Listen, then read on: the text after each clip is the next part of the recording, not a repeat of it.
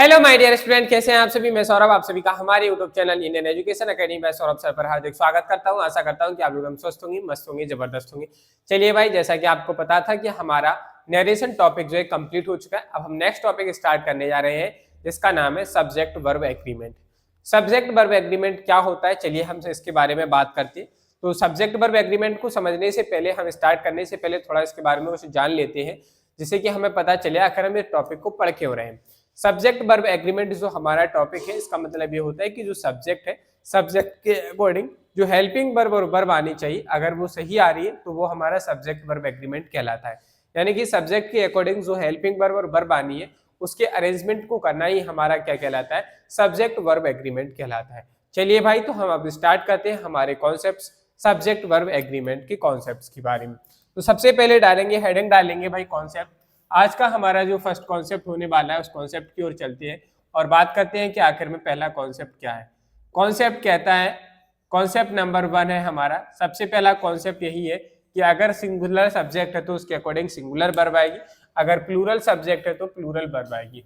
तो हमने यहाँ लिखा, क्या लिखा भाई, अगर हमारे पास सिंगुलर सब्जेक्ट है, क्या है, सिंगुलर या प्लूरल सब्जेक्ट, सिंगुलर या प्लूरल सब्जेक्ट हमें देखने को मिलता है, सिंगुलर या प्लूरल सब्जेक्ट, ठीक है। अगर सब्जेक्ट सिंगुलर है तो यहाँ पे जो वर्ब आएगी सिंगुलर आएगी, क्या आएगी, तो यहाँ पे जो वर्ब आएगी वो क्या आएगी, सिंगुलर वर्ब आएगी, सिंगुलर।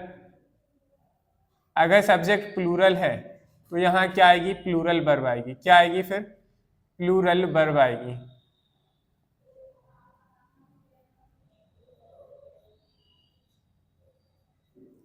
प्लूरल वर्ब आएगी और फिर बाकी की चीजें ऐसे स्टेटमेंट में देखने को मिली। देखिए भाई, मैंने ये कॉन्सेप्ट लिखा है, इसका मतलब क्या है। कॉन्सेप्ट है, अगर सिंगुलर सब्जेक्ट है, सिंगुलर सब्जेक्ट आएगा तो उसके अकॉर्डिंग सिंगुलर वर्ब आ जाएगी। अगर सिंगुलर सब्जेक्ट है तो हम क्या करेंगे, सिंगुलर सब्जेक्ट के बेसिस पे सिंगुलर वर्ब आएगी। अगर सब्जेक्ट सिंगुलर है तो यहाँ हेल्पिंग वर्ब सिंगुलर आएगी, हेल्पिंग वर्ब या वर्ब। अगर सब्जेक्ट प्लूरल है तो इस प्लूरल वर्ब के अकॉर्डिंग हमें क्या देखने को मिलेगी, प्लूरल वर्ब देखने को मिलेगी। चाहे वो सिंगुलर सब्जेक्ट हो या चाहे प्लूरल सब्जेक्ट, उसके अकॉर्डिंग ही सिंगुलर हेल्पिंग वर्ब यानी कि प्लूरल और helping verb, singular helping verb और प्लूरल हेल्पिंग वर्ब आती है, उसी के हिसाब से हमें वर्ब को फॉर्म को लिखना पड़ता है। चलिए, तो ये है हमारा पहला कॉन्सेप्ट। समझते हैं कि कैसे हम इस बात को सेटिस्फाई करेंगे कि सिंगुलर सब्जेक्ट, हमने टेंस टॉपिक पढ़ चुके हैं, जो भी हमने टेंस में पढ़ा वो यहाँ सब कुछ आता है, वही हमारा क्या है, वहां पे भी जो हमने टेंस टॉपिक पढ़ा था वो भी एक सब्जेक्ट वर्ब एग्रीमेंट का पार्ट था। चलो भाई, समझते हैं एग्जाम्पल की मदद से। जैसे मैंने लिखा ही, आपसे पूछा गया यहाँ रीड आएगा कि रीड्स आएगा, ही रीड या रीड्स, ही रीड या रीड्स बुक, ही रीड या रीड्स बुक। आपके सामने एक एग्जाम्पल लिखा मैंने। नेक्स्ट अगर हम बात करें एग्जाम्पल नंबर 2 की, मैंने कहा दे वाई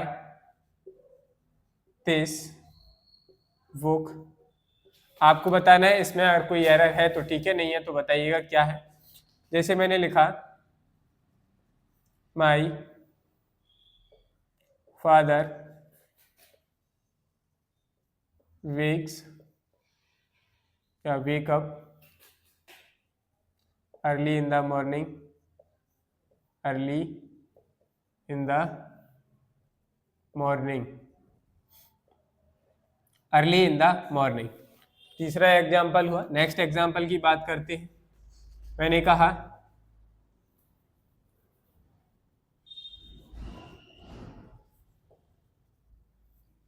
प्लेयर्स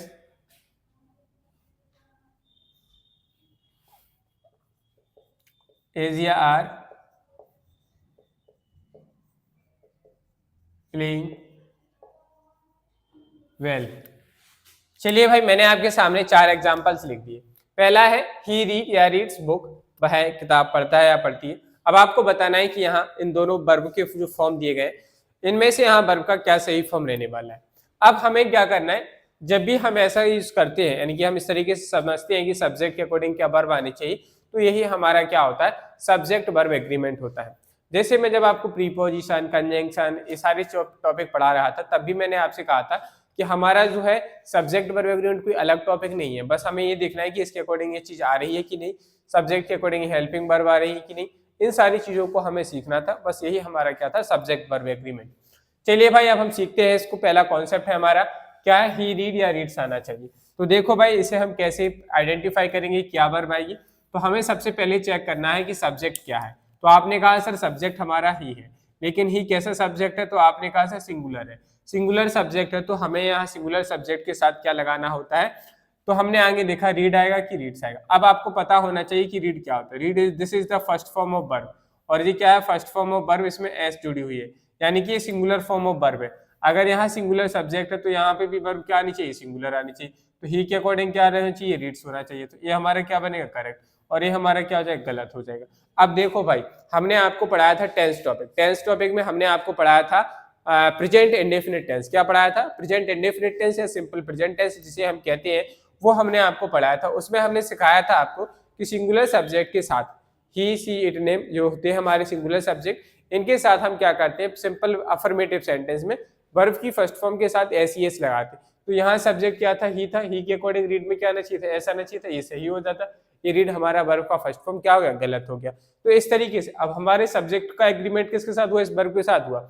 सब्जेक्ट ने कहा भाई हम ऐसे हैं, तो हमारे अकॉर्डिंग हमारे लिए वर्ब ऐसी होनी चाहिए, तो उसके हिसाब से आई। तो ये क्या बन गया, एग्रीमेंट बन गया, और दोनों को क्या हो गया, राइट आंसर बन गया। समझ में आई बात। चलो भाई नेक्स्ट एग्जांपल की बात करते हैं, दे बाय दिस बुक। अब देखो भाई इसमें लिखा है दे बाय दिस बुक। आपसे ये भी पूछा जाता है कि इसमें कोई एरर है। जरूरी नहीं सब्जेक्ट वर्ब एग्रीमेंट का क्वेश्चन ऐसे ही आए कि आप उसमें से टिक करो वर्ब सही आ रही कि नहीं आ रही, सब्जेक्ट सही आ रहा है कि नहीं आ रहा, हेल्पिंग वर्ब सही आ रही कि नहीं आ रही, मेन वर्ब सही आ रही कि नहीं, ऐसा ही नहीं पूछा जाता। कभी कभी क्या होता है, एक स्टेटमेंट डायरेक्टली सीधा आएगा, आपको ये आइडेंटिफाई करना होगा कि क्या इसमें कोई एरर है। अगर एरर है तो लिखेंगे यस एरर है, किस पार्ट में उसको आप टिक करेंगे, अगर नहीं है तो उसे हम नो एरर कहते हैं। तो हमें समझना है इस स्टेटमेंट में कोई एरर है तो बताइए, अगर नहीं है तो ठीक है।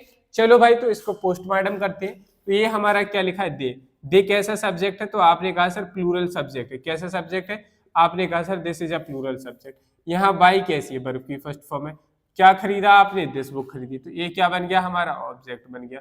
चलो सर हमने ये तो पता चला कि ये चीजें हैं, आखिर इनको लिखने का मतलब क्या था। देखो भाई हमें ये देखना था, आपको एग्जाम में लिखने की आवश्यकता नहीं है, आप एग्जाम में नहीं लिखेंगे, मैं आपको करके बता रहा हूँ कि मैं एग्जाम में जाता तो मेरे माइंड में क्या अप्रोच चल रहा होता कि मैं क्वेश्चन को सॉल्व करूँ। तो मैंने लिखा दे, यहाँ प्लूरल सब्जेक्ट है तो इसके साथ वर्ब की फर्स्ट फॉर्म आनी चाहिए। क्या दे के साथ वर्ब की फर्स्ट फॉर्म है, आपने कहा सर बिल्कुल है, तो ठीक है कोई दिक्कत नहीं है। यहाँ दिस बुक है, ऑब्जेक्ट है, कोई दिक्कत नहीं सर। तो इस क्वेश्चन का आंसर क्या हो जाएगा, नो एरर। इसमें क्या हो गया, इसमें कोई एरर नहीं है, that means this is a no error. ये हमारा क्या हो गया, नो एरर हो गया, मतलब ये आंसर पूरा जो था हमारा क्या था, करेक्ट था, इसमें कोई भी मिस्टेक नहीं थी। चलिए भाई बात करते हैं नेक्स्ट एग्जांपल नंबर 3 की। एग्जांपल नंबर 3 का आंसर आप लोग बताएं कि क्या हमारा आंसर बनेगा, क्योंकि आप लोग टेंस टॉपिक पढ़ चुके हैं।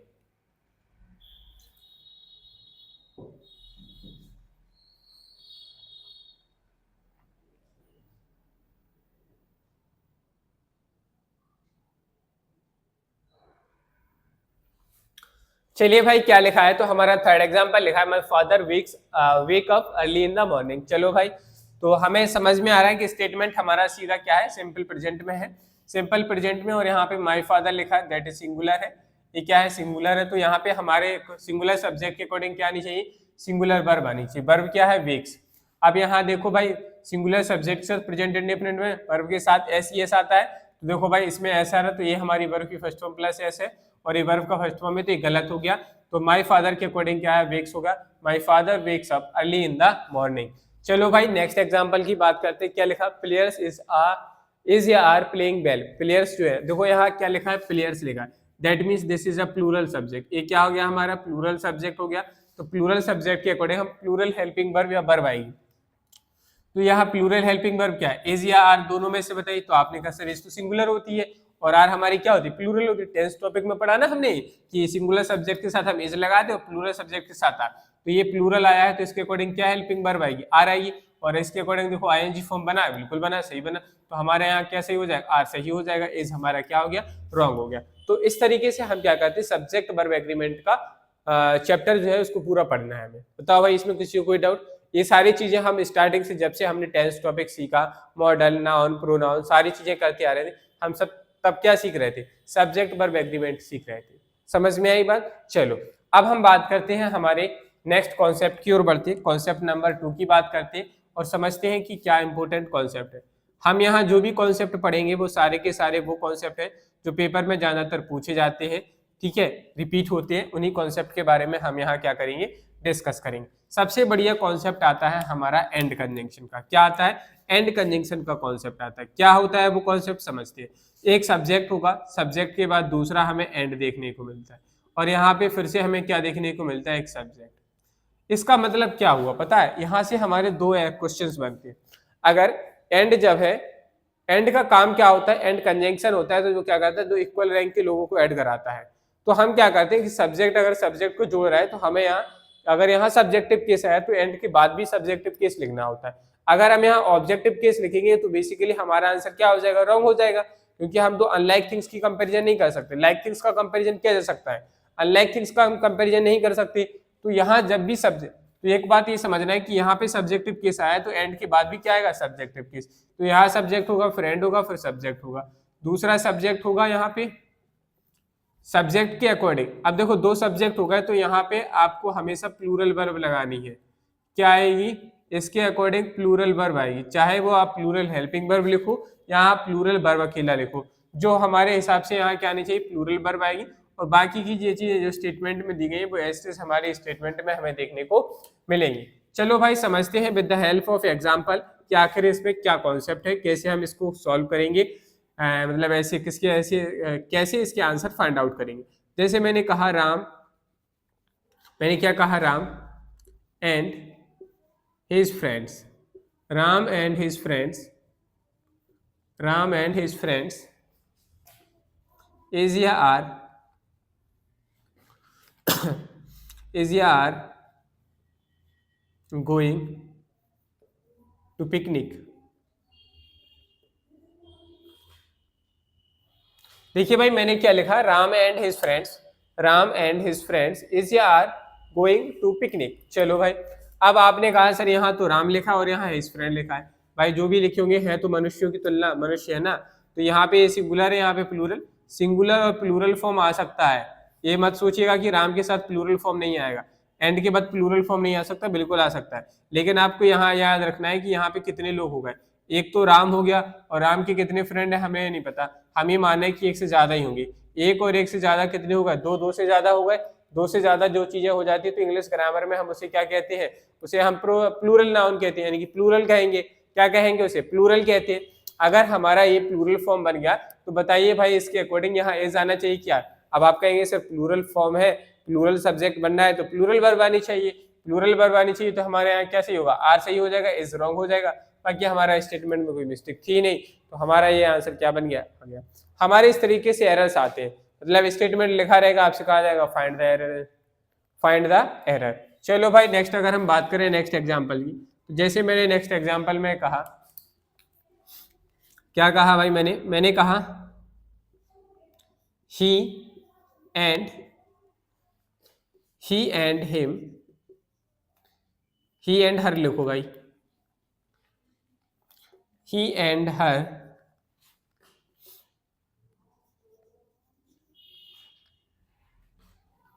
was ever, नहीं एक मिनट, आपको मैं जो चीज सिखाना चाहता हूँ पहले वो सिखा दूं। he and her were not going there। चलिए भाई बताइए कि इस स्टेटमेंट में कोई एरर है या नहीं है, अगर नहीं है तो बताएं, और अगर है तो कहाँ है। इस चीज का आप लोग आंसर कमेंट बॉक्स में कमेंट करके देंगे भाई, जब तक मैं यहाँ पे नेक्स्ट एग्जांपल लिखता हूँ।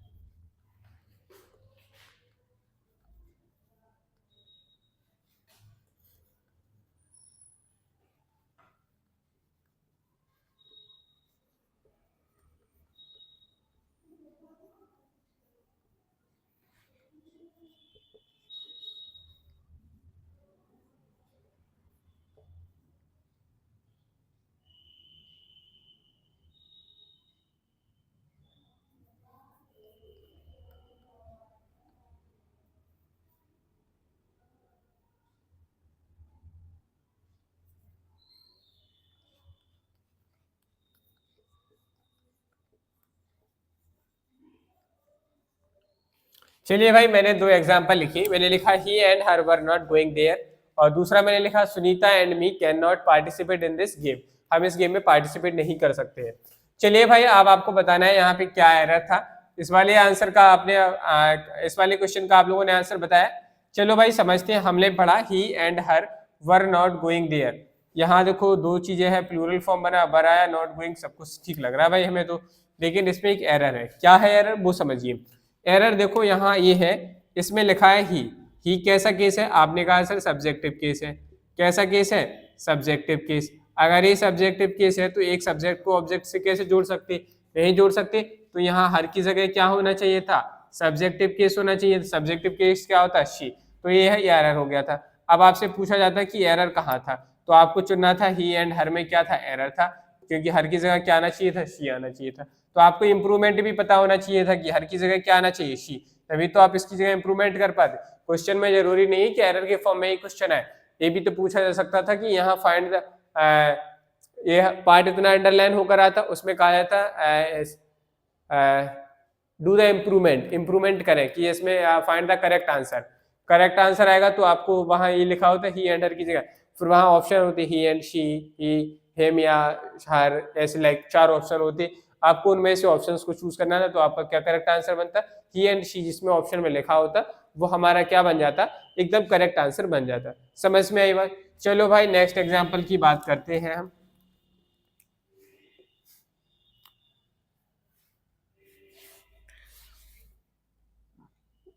Next example number 4।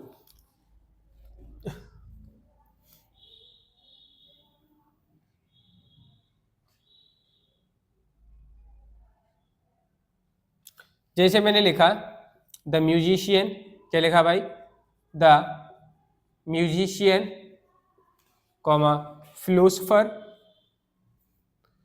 The musician comma philosopher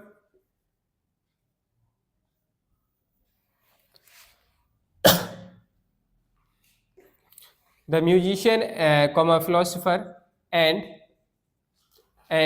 mathematician and mathematician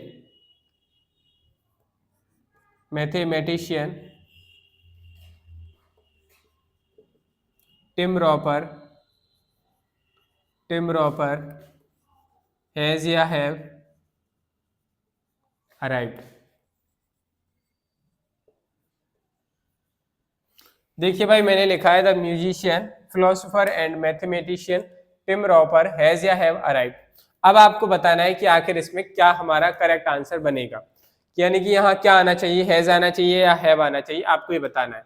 तो हमने लिखा था म्यूजिशियन फिलोसोफर एंड मैथमेटिशियन, तो आपको 3 चीजें लिखी, म्यूजिशियन फिलोसोफर मैथमेटिशियन। तो आपने कहा 3 चीजें हैं सर एंड से जुड़ रही हैं, तो क्या हो गया? प्लूरल हो गया। और आप यहाँ क्या टिक करेंगे? Answer have.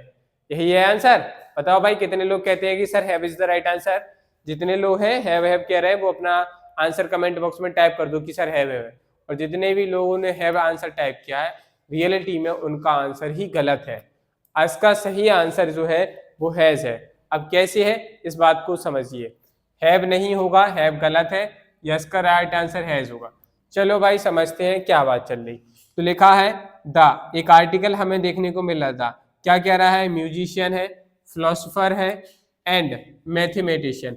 ये 3 अलग अलग पोस्ट हैं, मतलब पद है, लेकिन कहा किसको जा रहा है? तो उसके बारे में देखो, ये लिखा है टिम रॉपर।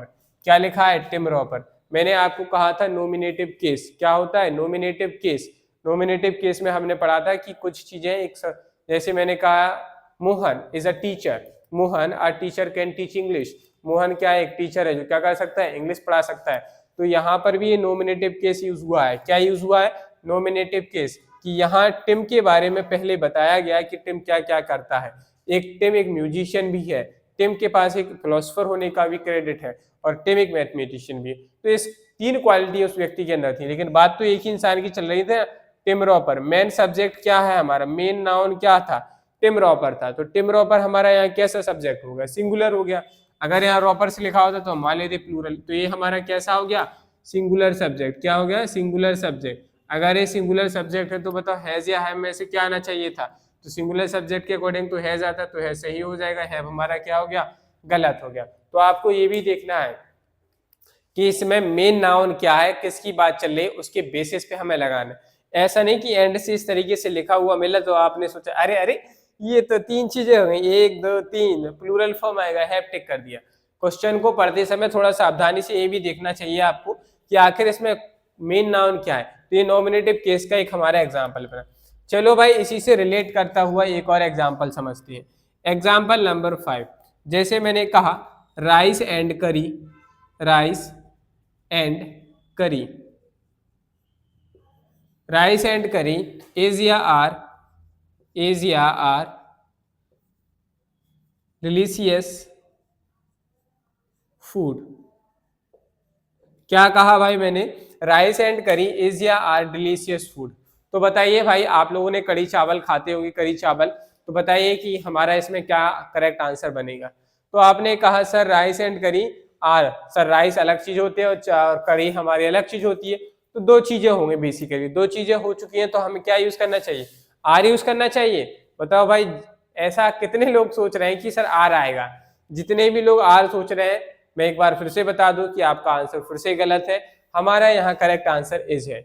वो कैसे है, चलो भाई राइस और करी जो है हमारी एक ऐसी डिश है जिसे हम एक साथ खाते हैं, मतलब राइस और करी को दोनों को मिक्स किया जाता है फिर हम खाते हैं, तो वो एक डिश बन गई। जब एक डिश बन चुकी है तो उसे हम क्या कहेंगे, सिंगुलर काउंट करते हैं। आपको एक कुछ याद रखने होते हैं, जैसे हमारा राइस एंड करी हुआ, ब्रेड एंड बटर, जब ये कुछ चीजें ऐसी होती है जो एक यूनिट की तरह काम की जाती है। अब ऐसा तो है नहीं कि अगर हम चावल अकेले खा लें बिना ऐसे बिना चीनी मीनी कुछ डाले, या हम ओनली करी अकेले खा लेंगे, तो हम क्या कहते हैं जब राइस और करी होती है ना तो दोनों को मिक्स करके खाते हैं, तो वो एक डिश बनती है, एक फूड बनता है। तो इस पर्टिकुलर यूनिट सेंस में दिया गया, तो राइस एंड करी के साथ हमें यहाँ क्या करना होता है, इज आता है, आर नहीं आएगा। तो यहाँ करेक्ट आंसर जो बनेगा वो हमारा इज करेक्ट आंसर है, आर हमारा क्या है, रॉन्ग आंसर है। तो इसलिए हमें यहाँ क्या यूज करना चाहिए था, इज यूज करना चाहिए था। चलिए भाई पहले आप लोग इसी तरह नोट डाउन करेंगे, फिर इसके आगे अभी हमारा एक कॉन्सेप्ट और है एंड का, बहुत बढ़िया कॉन्सेप्ट है, आप देखोगे तो खुश हो जाओगे। इसी अभी कॉन्सेप्ट खत्म नहीं हुआ है, अभी इसमें एक और कॉन्सेप्ट है इसका। चलो भाई इसे आप लोग नोट डाउन करेंगे, फिर हम आगे क्लास को कंटिन्यू करते हैं। चलिए भाई तो हम इसमें नेक्स्ट कॉन्सेप्ट की बात करते हैं और समझते हैं कि आखिर हमारा अगला कॉन्सेप्ट क्या है। तो कॉन्सेप्ट हमारा रिलेट करता है उसी से, जैसे मैंने कहा कि हमारा एक आर्टिकल देखने को मिलता है, यानी कि एक आर्टिकल हमें सबसे पहले सेंटेंस की स्टार्टिंग में देखने को मिलता है, फिर उसके बाद क्या आता है, सब्जेक्ट आता है। क्या आता है, एक आर्टिकल होगा, आर्टिकल से पहले सब्जेक्ट आए, आर्टिकल के बाद सब्जेक्ट, फिर यहाँ पे हमें एंड कंजंक्शन देखने को मिलेगा, और यहाँ पे आपको फिर से एक दूसरा कोई आर्टिकल देखने को मिलता है, और इसके तुरंत बाद फिर आपको सब्जेक्ट देखने को मिलता है। यहाँ चाहे सेम आर्टिकल हो या दो अलग अलग आर्टिकल हो, आपको घबराना नहीं है, लेकिन आपको एक बात याद रखनी है कि जब भी ऐसा होता है तो हमें यहाँ प्लूरल वर्ब यूज करनी होती है। क्या यूज करेंगे, हम प्लूरल वर्ब यूज करेंगे, बाकी हमारा जो कुछ जैसा दिया है हम उस हिसाब से लिखते चले जाएंगे। तो हमें याद रखने वाली बात इतनी है कि एक आर्टिकल इस सब्जेक्ट से पहले आया और दूसरा आर्टिकल इस सब्जेक्ट से पहले आता है, तो हमें हमेशा प्लूरल फॉर्म यूज करना है।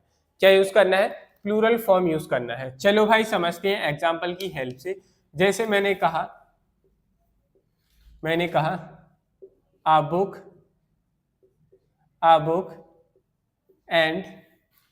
a book and an ink, a book and an ink is या are what by him। देखो भाई अब हमारा क्या आया, मैंने लिखा a book and an ink is या are what by him, ये हमारा स्टेटमेंट लिखा। अब देखो इस स्टेटमेंट को हमने कहां से ओरिजिनेट किया, अगर हम बात करें तो आपको हमने active and passive voice chapter पढ़ाया था, तो यहाँ पैसिव वॉइस से ही हमने इस क्वेश्चन को क्या लिया, हमने इस एग्जाम्पल को बना लिया। एग्जाम्पल बना है, लेकिन आपको नॉलेज होनी चाहिए कि अब हमारे यहाँ हेल्पिंग वर्ब क्या आएगी। तो हमने दो चीजें देखी, क्या देखा, हमने देखा आ बुक एंड एन इंक, यहाँ आ बुक आया है और यहाँ एन आया, तो आपको घबराना नहीं सर यहाँ ये है यहाँ एन क्यों आया, अरे भाई इसके जस्ट नियर जो नाउन होती है उस नियर नाउन का साउंड सुना जाता है। इंक आ रहा है तो इसके अकॉर्डिंग एन आया, और ये बुक बी कॉन्सोनेंट है इसके अकॉर्डिंग ये आया। घबराना नहीं है, आपको देखा दो जगह अलग अलग आर्टिकल, यहाँ सिंगुलर है यहाँ सिंगुलर, दोनों को मिलाएंगे तो प्लूरल बना। प्लूरल बना तो सर यहाँ एस तो आने की सवाल ही नहीं उठता, क्योंकि ये सिंगुलर होता है, आर प्लूरल होता है, तो आर हमारा करेक्ट आंसर बना। बाकी स्टेटमेंट में कोई गलती नहीं। अगर इस स्टेटमेंट में दूसरी मिस्टेक बनती तो कहाँ बनती वो समझो। ये यहाँ क्या लिखा हमारे सामने, हिम लिखा है, हम हिम की जगह यहाँ लिख देते ही, क्या लिख देते ही, हम अगर हिम की जगह ही लिख देते तो आप बताइए हिम या ही में से यहाँ क्या आता।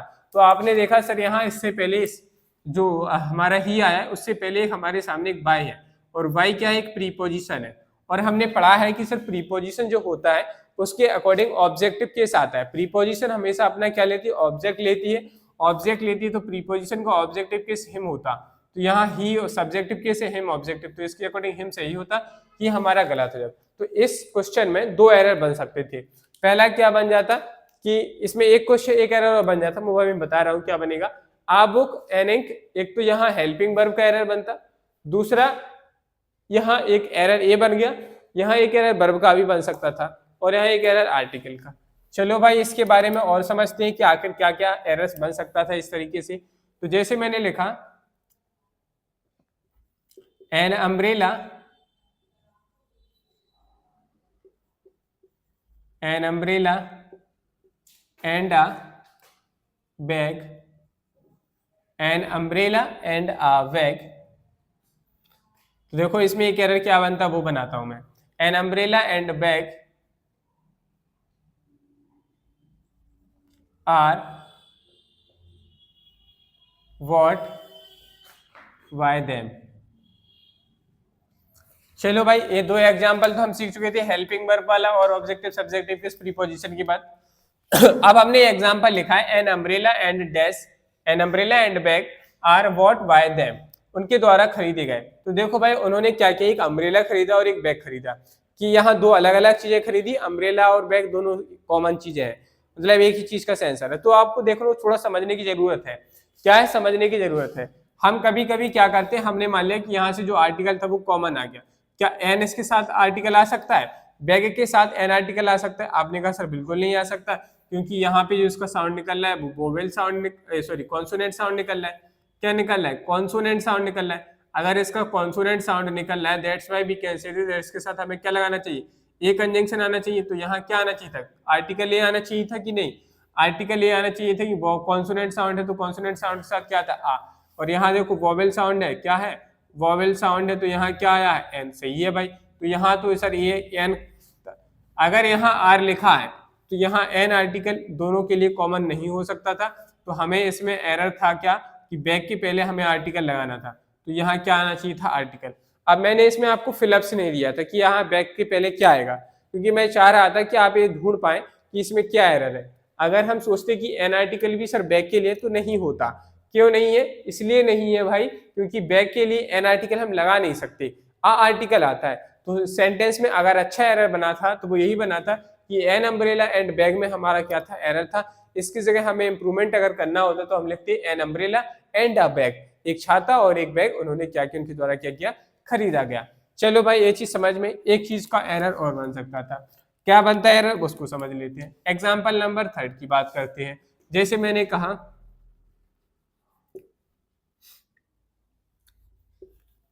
a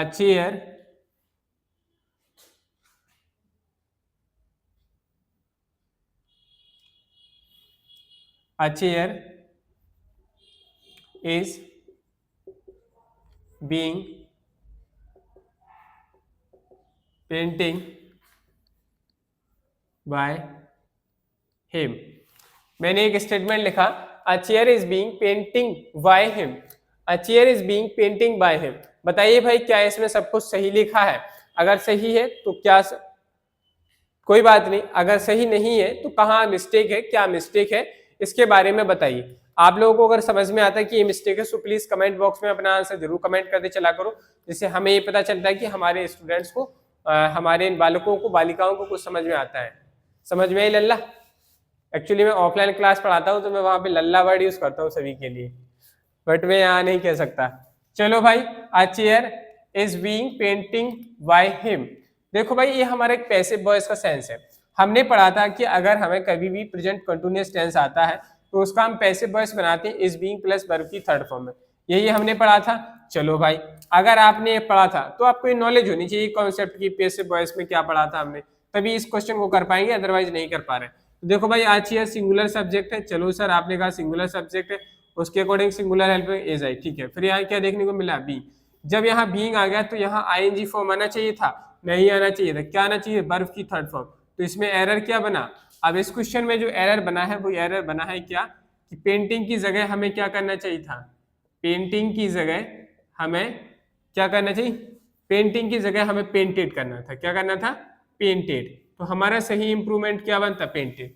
तो हमें पेंटिंग को किस में चेंज करना था, पेंटेड। अगर पेंटेड लिखेंगे तो हमारा करेक्ट आंसर बन जाएगा। अगर हम पेंटिंग को एज लिखा रहने देंगे तो एरर है।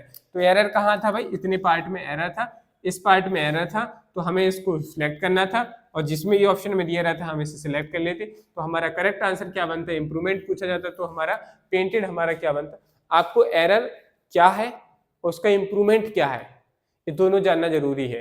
अगर आपको ये पता है सिर्फ ये एरर है लेकिन इसका इंप्रूवमेंट नहीं पता है, तो आप कहीं ना कहीं फंस सकते हैं। इसलिए आपको दोनों तरीके से चलना है, कि आपका ये भी पता होना चाहिए कि इसमें चीज में एरर बन रहा है, और अगर इसका एरर है तो इसका सही इंप्रूवमेंट क्या होता है आपको पता होना चाहिए। तभी हम कहते हैं ना, परफेक्शन तभी बनता है। चलो भाई, ये चीज समझ में आ गई। तो एक क्वेश्चन से हमारे इस तरीके से, इतने तरीके से एग्जाम्पल्स एरर बन सकते थे। चलो भाई, अगर हम बात करें सर, अगर एक आर्टिकल आए, क्या कहा जाए, अगर मैंने कहा है एक आर्टिकल आया, चलो भाई समझते हैं नेक्स्ट एग्जाम्पल की हेल्प से। जैसे मैंने कहा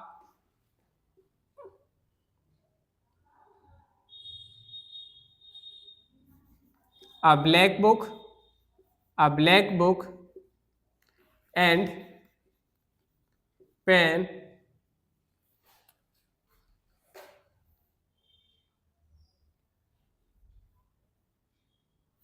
a black book and pen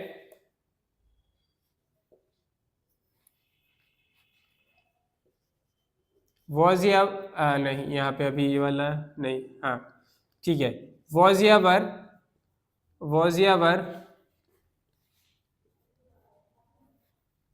what by her। देखो भाई क्या लिखा मैंने लिखा black book and pen was या वर्ब वॉट बाय हर। तो सबसे पहले मुझे बताइए, क्या इसमें कोई एरर है, अगर एरर है तो क्या है, और अगर नहीं है तो कहाँ है। जो भी है आप आंसर बताएं। देखो भाई, इस क्वेश्चन में बहुत सारी चीजें समझने के लिए बहुत बढ़िया क्वेश्चन बन गया है मेरे हिसाब से। तो आपके हिसाब से या नहीं मुझे नहीं पता, लेकिन मेरे हिसाब से क्या क्वेश्चन सही है। तो सबसे पहले आपको इस यहाँ पहुंचना है वॉज वर। आप यहाँ बता पाएंगे तभी जब आप यहाँ थोड़ा समझ लेंगे।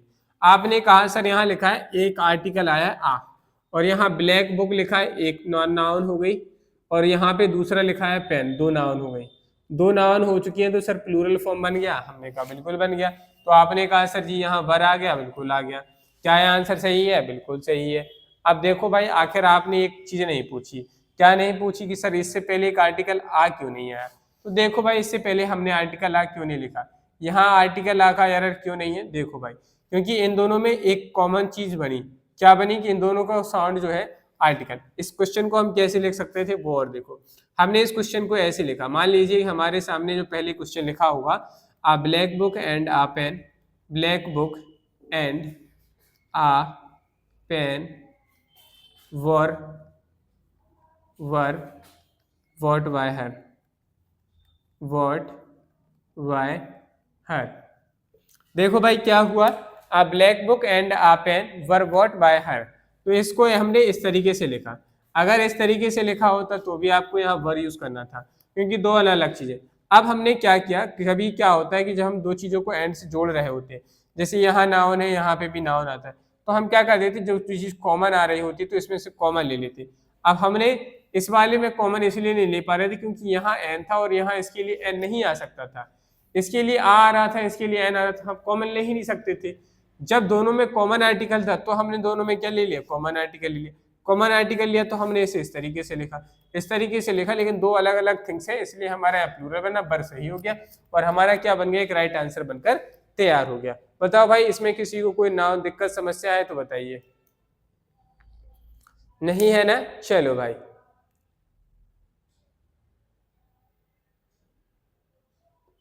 अब चलिए बात करते हैं नेक्स्ट कॉन्सेप्ट की। नेक्स्ट कॉन्सेप्ट पे चलें भाई। हाँ चलो भाई नेक्स्ट कॉन्सेप्ट की बात करते हैं। आपको ये याद रखना है कि कोई सी चीज किस लिए आई है, यानी कि हमारा सब्जेक्ट जो होता है उसके बेसिस पे हमें देखना है। चलो उसको कॉन्सेप्ट को छोड़ते, पहले अभी एक आपको बहुत अच्छा सा कॉन्सेप्ट कराते। नेक्स्ट कॉन्सेप्ट लिखो। नेक्स्ट कॉन्सेप्ट, नेक्स्ट कॉन्सेप्ट हमारा क्या है इसको समझिएगा। नेक्स्ट कॉन्सेप्ट कहता है हमारे पास कुछ वर्ब होती हैं, यानी कुछ प्रोनाउन होती हैं। जैसे हमने कहा समथिंग, क्या कहा, something, everything, something, everything, nothing, क्या होता है, नथिंग, समथिंग, एवरीथिंग, नथिंग है। आइदर और वाला कॉन्सेप्ट बाद में कर लेंगे। ये चीज़ें जो आती हैं, जब भी ये प्रोनाउन होती है और ये पहले आती है तो इनके बाद हमेशा क्या आती है, सिंगुलर वर्ब आती है। क्या आती है भाई, सिंगुलर वर्ब आती है, ये बात याद रखिएगा। और बाकी की चीज़ें एज इट इज रहती है। क्या लिखा, समथिंग, एवरीथिंग, नथिंग, ये जब भी वर्ड आते हैं तो इनके साथ हमारा क्या आता है, सिंगुलर वर्ब आती है, क्योंकि ये हमारी क्या है, इन सभी को हम क्या कहते हैं, इंडेफिनिट प्रोनाउन कहते हैं। क्या कहते हैं, इंडेफिनिट, इंडेफिनिट, क्या कहते हैं हम इन्हें हम कहते हैं इंडेफिनिट प्रोनाउंस, इंडेफिनिट प्रोनाउन। अब आप जब प्रोनाउन चैप्टर पढ़ेंगे, क्लास देखेंगे उसकी, तो आपको वहां पे भी ये चीज बताई गई, इंडेफिनिट प्रोनाउंस। इंडेफिनिट प्रोनाउंस जब भी आएंगे तो उसके साथ हमेशा क्या आएगा, सिंगुलर वर्ब आती है। बाकी चीजें एज हमारे स्टेटमेंट में हमें देखने को मिलती हैं। चलो भाई समझते हैं एग्जाम्पल की हेल्प से। अगर हम बात करें इसमें थोड़े कुछ वर्ड्स और ले लीजिए, जैसे मैंने यहाँ लिख लीजिए इसमें नोबडी, ठीक है, एवरीबडी। तो मैंने लिखा,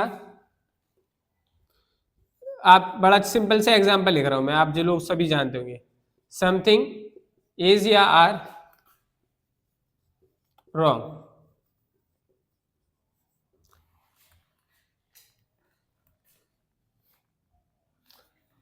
समथिंग इज या are wrong in this question. ठीक है भाई, मैंने ये लिखा स्टेटमेंट। अब मैंने दूसरा एग्जांपल लिखा, जैसे मैंने कहा नोबडी हैज या have come at, nobody has या हैव कम एट। मैंने दो स्टेटमेंट्स लिखे, बताइए भाई इन दोनों स्टेटमेंट्स में हमारा क्या करेक्ट आंसर बनने वाला है, क्या इसमें एरर है या नहीं है, अगर है तो क्या है, इस चीज को समझना है भाई। तो सबसे पहले बताइए समथिंग इज या are wrong in this question. अब हमें एक बात याद रखनी कि इंडेफिनिट प्रोनाउन जो होती हैं तो वो हमेशा अनकाउंटेबल में काउंट होती है। अनकाउंटेबल में काउंट होती है, उनके साथ सिंगुलर हेल्पिंग वर्ब आती है। सिंगुलर हेल्पिंग वर्ब आती है तो समथिंग के साथ क्या आना चाहिए, इज या आर। तो आपने कहा sir are wrong in this question, something is wrong in this question. हम हमेशा जो चीजें हैं, कुछ चीजें तो आप लोग बोलते भी होंगे समथिंग इज रॉन्ग, कुछ तो गलत है, कहते हैं ना। तो इस तरीके की चीजें हम इडियम फ्रेजेस बना के भी कहते हैं। तो आपको समझ में आ रहा था सर, समथिंग के साथ जो यहाँ आना चाहिए वो सिंगुलर वर्ब आनी चाहिए इज, यहाँ आर क्या हो जाएगा, गलत। Something is wrong in this question, इस क्वेश्चन में कुछ गलत है। लिखा है नोबडी हैज या हैव कम एट। तो देखो भाई नोबडी हमारा कैसा है, एक इंडेफिनिट प्रोनाउन है, हमें नहीं पता कि कौन कितने लोग आने थे कितने नहीं आए। तो ये हमारा एक इंडेफिनिट प्रोनाउन का काम करता है। जब इंडेफिनिट प्रोनाउन आता है तो उसके साथ हमेशा हमें क्या यूज करनी होती है, सिंगुलर हेल्पिंग वर्ब यूज करेंगे। तो हमारा यहाँ है सही होगा, हैव हमारा क्या हो जाएगा, गलत हो जाएगा। तो हमने लिखा नोबडी हैज कम एट, हाँ अभी तक कोई नहीं आया। मैंने लिखा नेक्स्ट एग्जाम्पल की बात करें हम,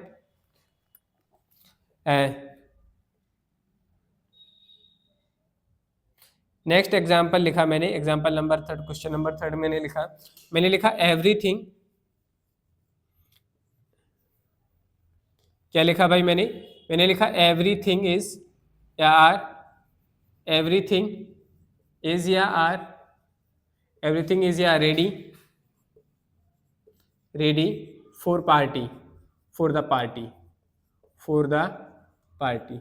हमने एक पार्टी करनी थी तो पार्टी के लिए हमने सब कुछ तैयार कर लिया। तो मैंने क्या लिखा है, एवरीथिंग इज या are ready for the party. आप कहेंगे sir everything is ready for the party, सब कुछ पार्टी के लिए तैयार है। तो हमारा एवरीथिंग क्या एक इंडेफिनिट प्रोनाउन है और इंडेफिनिट प्रोनाउन के साथ हमें क्या यूज करना होता है, वहां पे हम क्या यूज करते हैं, इज यूज करेंगे। तो यहाँ आर हमारा गलत हो जाएगा क्योंकि इसके साथ सिंगुलर। और इंडेफिनिट होती है जो हमारे अनकाउंटेबल होते हैं, हम जिसे काउंटेबल नहीं कर सकते उसे अनकाउंटेबल कहते हैं। अब यहाँ एवरीथिंग लिखा है, एवरीथिंग में हम क्या काउंट कर सकते हैं बताइए, अनकाउंटेबल सेंस आता है, इसलिए हम क्या करते हैं, इनके साथ हमेशा सिंगुलर हेल्पिंग वर्ब या वर्ब हो उसको यूज करते हैं। तो हमारा यहाँ everything is ready for the party, सब कुछ पार्टी के लिए तैयार है। तो ये था हमारा एक कॉन्सेप्ट, समझ में आया कि नहीं? चलिए भाई आप लोग इसे नोट डाउन करेंगे, फिर हम आगे क्लास को कंटिन्यू करते हैं की बात करते हैं। नेक्स्ट कॉन्सेप्ट हमारा भी बेहतरीन सा है, क्या है ये समझिएगा। हमें दो चीजें देखने को मिलती हैं, या तो हमें देखो क्या है प्लूरल नाउन, अगर प्लूरल नाउन हमारा जो है पहले आता है, प्लूरल नाउन आता है, फिर उसके बाद हमें और या नॉर, इन दोनों में से कोई एक कंजंक्शन देखने को मिलता है, फिर उसके बाद भी अगर प्लूरल नाउन आती है, क्या आती है, प्लूरल नाउन आती है, तो हम यहाँ पे क्या यूज करेंगे, प्लूरल वर्ब यूज करेंगे। क्या यूज करेंगे, प्लूरल वर्ब यूज करते हैं, प्लूरल वर्ब यूज करेंगे, और बाकी की चीजें हमारे स्टेटमेंट में एस्टेंस हमें देखने को मिलेंगी। चलो भाई समझते हैं with the help of example. जैसे मैंने कहा म्यूजिशियन, म्यूजिशियंस और म्यूजिशियन और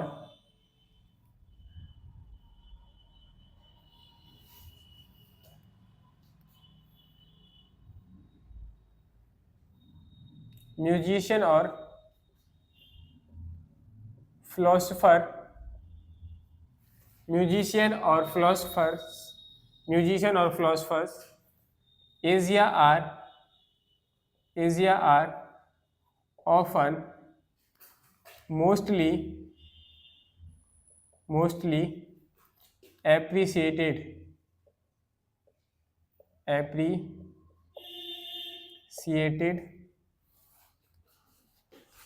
म्यूजिशियन और philosophers is या are often mostly appreciated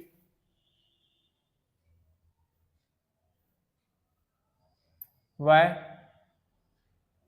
appreciated artists।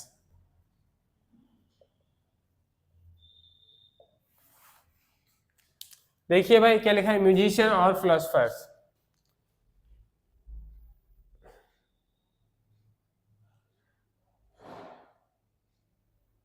क्या हमारा करेक्ट आंसर बनेगा बताइए जरा भाई।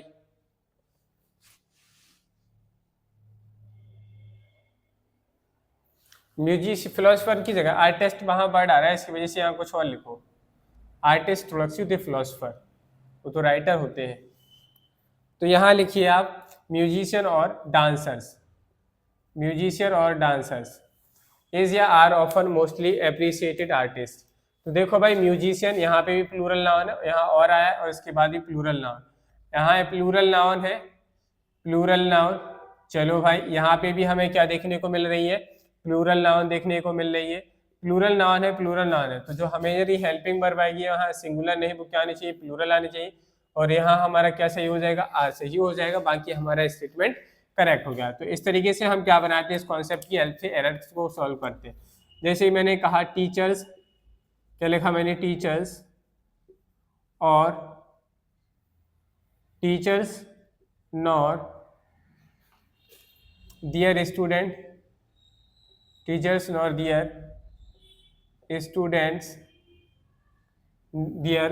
स्टूडेंट्स आर या is not ready to go there. क्या लिखा भाई, मैंने लिखा टीचर्स नॉर दियर स्टूडेंट, ना ही टीचर्स और ना ही उनके स्टूडेंट्स वहां जाने के लिए तैयार है। तो हमने लिखा टीचर्स, यहाँ पे प्लूरल नाउन, नॉर हमारे पास एक कंजंक्शन वर्ड आया, क्या है, CONGUNTUN कंजंक्शन, और ये भी प्लूरल नाउन, क्या है, प्लूरल नाउन है। तो आपको समझ में आ गया कि सर प्लूरल बनना है, तो यहाँ आर या इसमें से क्या आना चाहिए था, इस नहीं सर आर हो गया, प्लूरल वर्ब आएगी तो आर हमारा सही है, बाकी हमारा स्टेटमेंट कैसा हो गया, एकदम करेक्ट हो गया। ठीक है, अब देखो भाई इसमें एक एरर और बना, क्या एरर है कि मैंने यहाँ नॉर लिखा, नॉर ये जो होता है ये नेगेटिव वर्ड होता है, क्या होता है, नेगेटिव वर्ड है। तो इस क्वेश्चन में दो एरर हो गए, नेगेटिव वर्ड था तो यहाँ नॉट नहीं आएगा, ये नॉट नहीं आएगा भाई, याद रखिएगा। अगर स्टेटमेंट में नॉर आ गया, नॉर का मतलब ही होता है नहीं, तो यहाँ पर नॉट लिखने की जरूरत नहीं थी। तो यहाँ ए भी एक एरर बन गया अच्छा खासा, नॉर के साथ नॉट नहीं आता, इसको लिख लेना। यहाँ ए जी आर में से क्या था, आर आता, तो ये भी एक एरर बन गया। इस क्वेश्चन में 2 एरर हो गए थे, ठीक है। अगर यहाँ अब मेनली क्वेश्चन में बताया गया था एरर इन दोनों में से क्या है, तो आपको इसको ढूंढना था, इसे निगलेक्ट कर दे, यहाँ इसको हटा दो वरना तुम समझ नहीं पाओगे, हम दूसरे एग्जाम्पल में समझेंगे। चलो भाई समझो, नेक्स्ट एग्जाम्पल नंबर 3 की बात करते हैं। मैंने कहा जैसे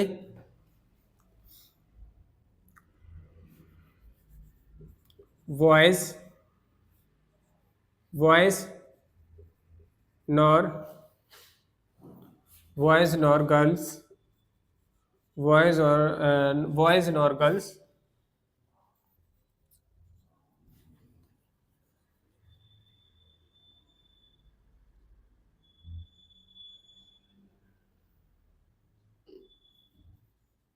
did not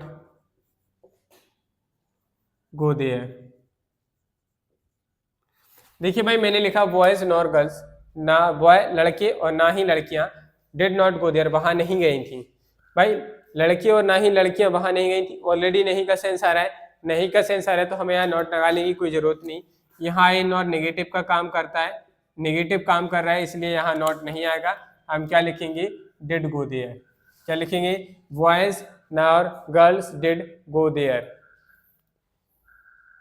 गो नहीं आएगा। फिर यहाँ डिड नॉट अगर आया है तो यहाँ गो की जगह आप हमारा, अगर इसकी जगह हम बात करें इंप्रूवमेंट की, देखो वॉइस और ना ही गर्ल्स वहां नहीं गई थी, तो गो की जगह फिर हमें, अगर इसमें हम बात करें एरर जो बनेगा इतने पार्ट में बना, एरर इतने पार्ट में बना, अगर इसकी जगह इंप्रूवमेंट की बात की जाए, किसकी बात करी जाए, अगर इसका इंप्रूवमेंट पूछा जाए, आखिर इसका इंप्रूवमेंट क्या होगा, तो हमें इसका इंप्रूवमेंट बढ़िया बना भाई, क्या बना, डिड नॉट गो को लिखेंगे हम, क्या डिड नॉट गो को हम चेंज करेंगे बेंट में, क्या करेंगे, बेंट में यूज करेंगे। तो यहाँ क्या आनी चाहिए थी, बेंट आना चाहिए।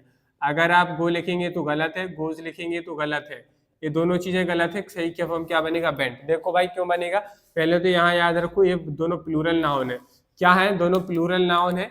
प्लूरल नाउन है तो क्या हुआ, ये भी प्लूरल नाउन है, ये भी प्लूरल नाउन है, दोनों प्लूरल नाउन है। तो लेकिन यहाँ नॉट आया था, किसलिए, नॉट की वजह से हमने गो लिखा।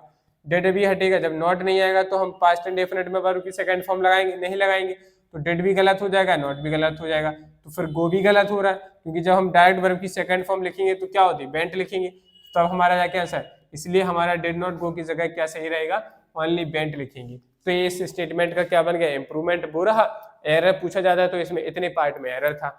समझ में आई बात की नहीं, बताओ भाई, इतने अच्छे एरर्स बनते हैं, बस सब्जेक्ट वर्ब एग्रीमेंट इसीलिए तो अच्छा है। आपको समझ में आ गया है कि नहीं ये कॉन्सेप्ट। चलो भाई अब इसी के साथ में हम आगे बढ़ते हैं, इसी से रिलेट करता है एक कॉन्सेप्ट, आइदर और नाइदर नॉट। क्या है, एक कॉन्सेप्ट और है इसी से रिलेट करता हुआ कॉन्सेप्ट, आइदर और नाइदर नॉट। क्या है, जब भी आइदर और नाइदर नॉट आता है, क्या हो, either plus dot dot dot और आएगा, फिर प्लस बाकी की जानकारी इसके बाद आएगी, फिर यहाँ पे जो वर्ब आती है वो सिंगुलर वर्ब आती है। यहाँ पे जो वर्ब आएगी वो किसके अकॉर्डिंग आती है समझना है। देखो भाई either plus dot dot dot और आएगा, उसके बाद जो यहाँ वर्ब आती है, तो यहाँ और के बाद यहाँ जो भी सब्जेक्ट आएगा, यहाँ जो भी नाउन है, मान लो यहाँ और के बाद कोई नाउन आई या प्रोनाउन आई, अगर यहाँ की नाउन प्रोनाउन सिंगुलर है तो यहाँ सिंगुलर वर्ब आएगी, अगर ये प्लूरल है तो यहाँ प्लूरल वर्ब आएगी। समझ में आया कि नहीं, समझ में आ रहा है मैंने क्या बोला, नहीं आ रहा है बालकों को समझ में। चलो भाई समझते हैं, दूसरे तरीके से लिखते हैं इस क्वेश्चन को, इस कॉन्सेप्ट को दूसरे तरीके से लिखते हैं। देखो भाई इसको अगर हम बात करें दूसरे तरीके से कैसे लिखा जा सकता है उसकी बात करते हैं। देखो भाई जैसे हमें क्या देखने को मिलेगा, आइदर के बाद हमें यहाँ देखने को मिलेगी एक नाउन। अब नाउन हो सकता है या प्रोनाउन हो सकता है, कुछ भी आ सकता है, लेकिन नाउन या प्रोनाउन में से जो भी आएगा, यहाँ जो भी है ठीक है। फिर इसके बाद हमें यहाँ देखने को मिलेगा और के बाद यहाँ कोई नाउन आएगी या प्रोनाउन आएगा। अगर यहाँ जो नाउन और प्रोनाउन आई है, ये क्या है, अगर ये सिंगुलर है तो क्या होगा, अगर ये प्लूरल है तो क्या होगा, ठीक है। प्लस अब यहाँ पे वर्ब आएगी, तो यहाँ पे जो वर्ब आएगी वो क्या आएगी, सिंगुलर या प्लूरल वर्ब आएगी, सिंगुलर या प्लूरल वर्ब आएगी, और फिर बाकी की चीज़ें सेंटेंस में ऐसे हमें देखने को मिलेंगी। अब समझो भाई इस कॉन्सेप्ट को, यहाँ सिंगुलर चाहे नाउन आए प्रोनाउन आए, इससे कोई मतलब नहीं है। अभी यहाँ और लिखा है, और के बाद अगर सिंगुलर नाउन आती है, समझिएगा आप, अगर और के बाद सिंगुलर नाउन है तो आपको यहाँ पे सिंगुलर वर्ब यूज करनी है। अगर और के बाद यहाँ प्लूरल नाउन आती है या प्रोनाउन आता है, और के बाद अगर सिंगुलर नाउन या सिंगुलर प्रोनाउन आती है तो आपको यहाँ सिंगुलर वर्ब यूज करनी है। अगर और के बाद यहाँ प्लूरल नाउन आती है या प्रोनाउन आता है तो आपको यहाँ फिर प्लूरल वर्ब यूज करनी है। ये मेरा कॉन्सेप्ट था। चलो भाई समझते हैं कैसे आखिर इस बात को कहा जाए, सेटिस्फाई किया जाए। चलो भाई, जैसे मैंने लिखा, क्या लिखा, either Shashi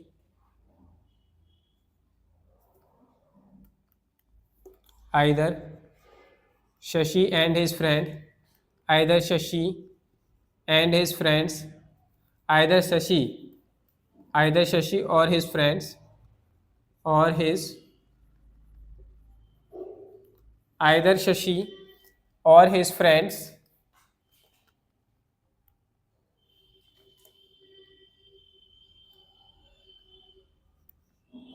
was a verb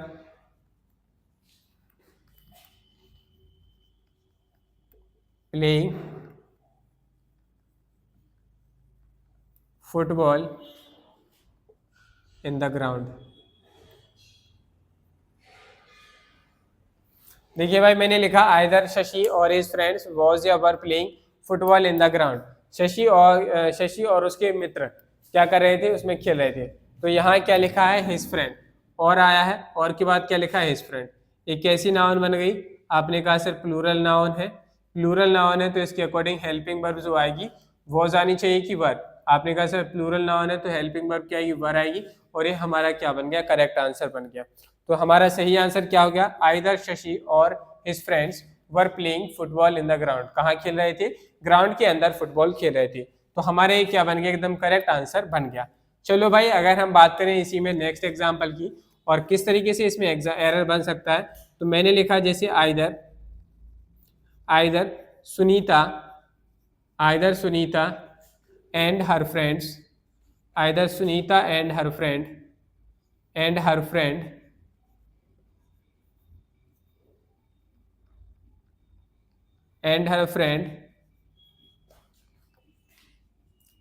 have done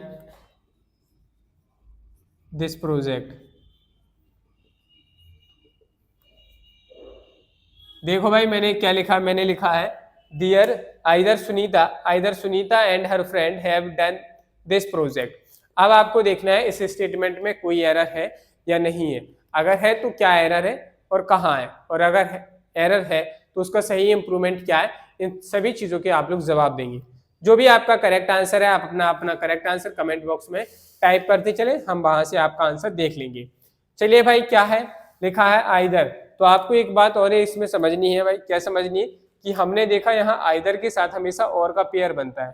किसका पेयर बनता है, आइदर के साथ और आता है। अगर आइदर के साथ आपको और की जगह कोई और कंजंक्शन देखने को मिलता है, चाहे वो नॉर आ जाए, एंड आ जाए, सो आ जाए, सच आ जाए, तो वो सभी क्या होते हैं, हमारे गलत होते हैं, रॉन्ग है, सब गलत है। तो इसमें भी हमारा इसी तरीके का एरर है। क्या है, देखो भाई, मैंने लिखा आइदर सुनीता, चलो भाई आइदर के बाद क्या आया, सुनीता आया, एंड हर फ्रेंड। ये भैया सर आपने कहा यहाँ तो आइदर लिखा है और यहाँ कौन सा कंजंक्शन आया, एंड। तो आइदर और एंड का पेयर बनता क्या, नहीं बनता। तो यहाँ एरर क्या बन गया, इस एंड में एंड की जगह क्या आना चाहिए था, और। तो क्या बन जाता, आइदर और। तब हम क्या लिखते, हर फ्रेंड के अकॉर्डिंग यहाँ क्या आता, हैव या हैज। तो देखो यहाँ पे भी एक एरर बन गया, हैव की जगह क्या आना चाहिए था, यहाँ हैज। तो ये हमारा क्या बन जाता, करेक्ट आंसर। तो यहाँ एक एरर का एरर ये बनता, कंजंक्शन का एरर आइदर के साथ क्या आना था, और इसके अकॉर्डिंग हेल्पिंग वर्ब हैज आएगी, और वर्ब की जो भी फॉर्म आती है वो हमारा। तो इस तरीके से भी एक एरर बन सकता था आपके एग्जाम में। आपको ये चीज समझ में आई। चलो भाई, अब एक और एग्जाम्पल लिखते हैं। जिससे और समझ में आएगा आपको कि आखिर इसमें एरर कैसे बन सकता है। मैंने लिखा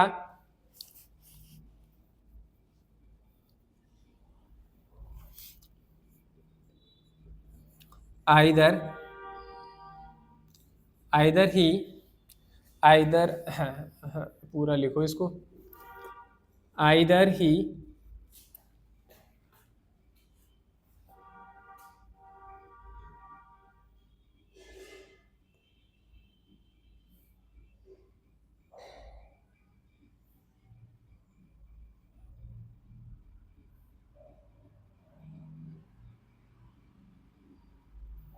either he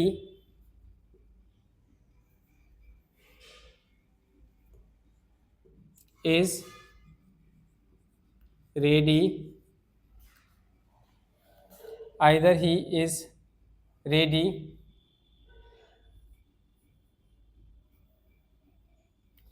ready to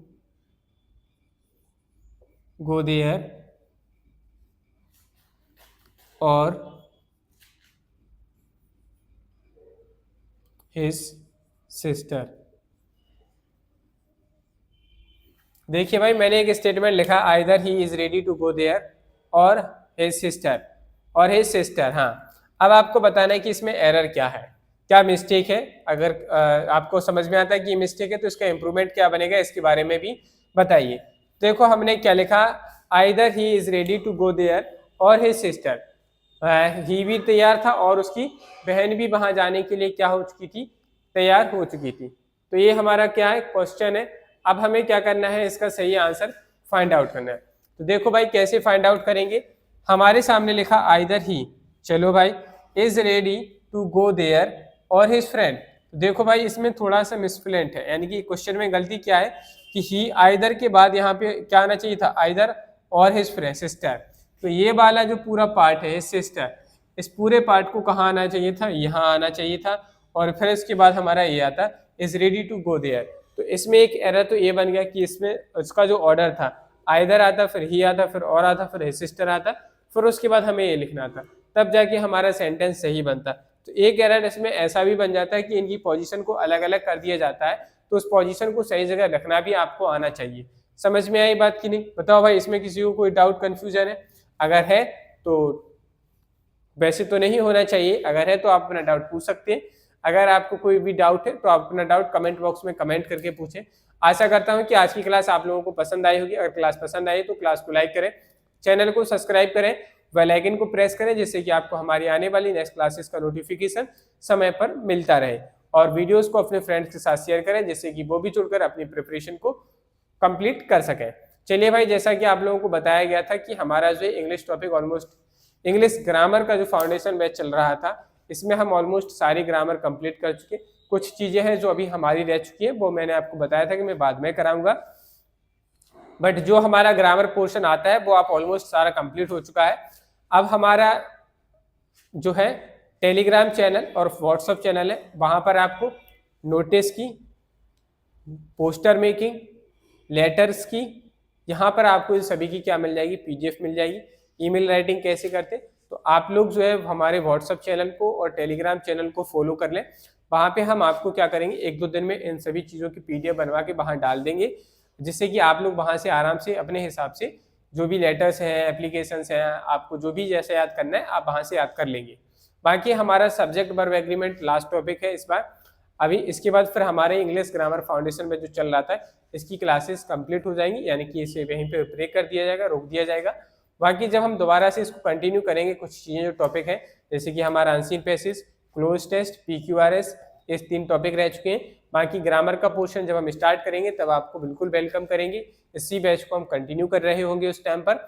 चलिए, और अब अच्छी बात यह है कि अब हमारी जो है मैथमेटिक्स की क्लासेस स्टार्ट होंगी। तो जितने लोग भी बताइए, क्या हमारे साथ जुड़े हुए जो लोग हैं वो बताएं कि आप किस चीज़ की प्रिपरेशन करते हैं।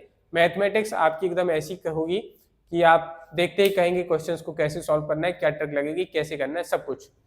यकीन मानिए, आप मैथमेटिक्स में एक्सपर्ट ना बने तो हमसे कहना, हम आपको वो सारी चीज़ें बताएंगे जो आज तक आपने शायद जानी नहीं होंगी, कि क्वेश्चन को सॉल्व कैसे करना है, कैसे पता चला कि इसमें यही चीज़ करनी है, कैसे आप उसे विद इन सेकेंड्स ट्रिक्स में, कॉन्सेप्ट से, मेथड से किसी भी तरीके से करोगे, एक बैच होगा, लेकिन आप किसी भी कॉम्पिटेटिव एग्जाम्स की तैयारी कर रहे हो, आप उन सभी के मैथ्स के क्वेश्चन कर लेंगे 100%।